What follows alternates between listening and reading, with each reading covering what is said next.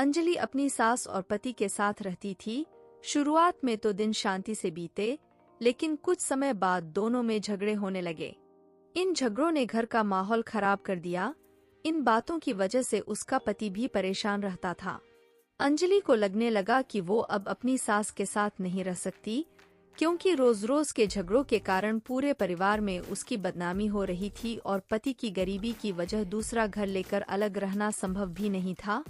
इसलिए अंजलि ने अपनी सास को ही रास्ते से हटाने का फैसला कर लिया। अंजलि के चाचा एक बड़े डॉक्टर थे। वह उनके पास गई और अपनी दुख भरी कहानी सुनाकर बोली, चाचा जी, मुझे थोड़ा सा जहर दे दो, मैं अपनी सास को मारकर उससे छुटकारा पाना चाहती हूँ। अंजलि के चाचा एक अक्लमंद इंसान थे।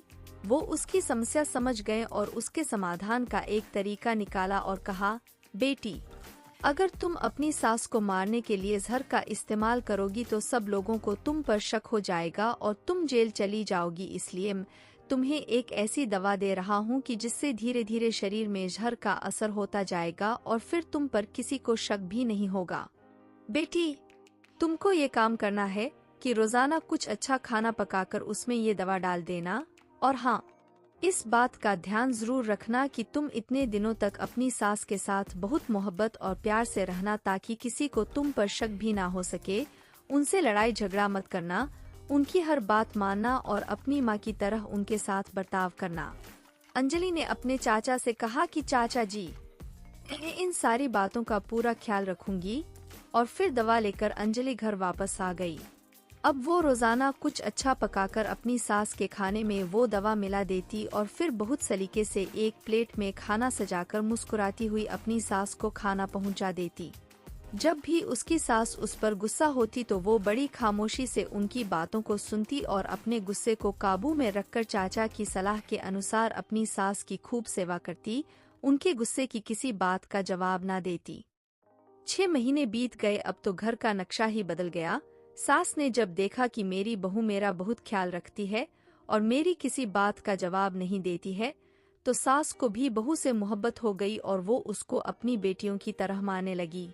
सास का अच्छा व्यवहार देखकर अंजलि भी अपनी सास को अपनी माँ की तरह समझने लगी और उनके साथ बहुत प्यार मोहब्बत से रहने लगी। अंजलि के इस अच्छे व्यवहार की वजह से उसका पति भी उससे बहुत खुश रहने लगा और अंजलि के अच्छे संस्कार की पूरे परिवार में चर्चा होने लगी। सब उसकी बहुत तारीफ करते थे। अब एक दिन अंजलि फिर अपने चाचा से मिलने गई और बोली कि चाचा, पिछले 1 महीने से मैं अपनी सास को तुम्हारी जड़ी बूटी नहीं खिला रही हूँ, क्योंकि अब वह मेरा बहुत ख्याल रखती हैं। इसलिए चाचा, अब आप मुझे कोई ऐसी दवा दीजिए जिसकी वजह से मेरी सास के जिस्म से उस जहर का असर बिल्कुल खत्म हो जाए। चाचा ने मुस्कुराते हुए कहा, बेटी, तुमको डरने की जरूरत नहीं है। मैंने तुमको उस दिन जहर नहीं दिया था, बल्कि तुम्हारी सास के लिए ताकत की दवा दी थी, क्योंकि जहर तुम्हारे दिमाग और व्यवहार में था। लेकिन अब तुमने अपने प्यार और मोहब्बत से उस जहर को खत्म कर दिया है।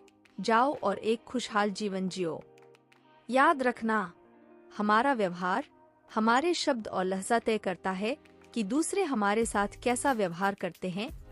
यदि आप चाहते हैं कि दूसरे आपका सम्मान करें और अपने अधिकारों को पूरा करें, तो सबसे पहले आप उनके अधिकारों को पूरा करके उनका सम्मान करना शुरू कर दीजिए। फिर देखना सारे लोग तुम्हारी कैसी तारीफ करते हैं।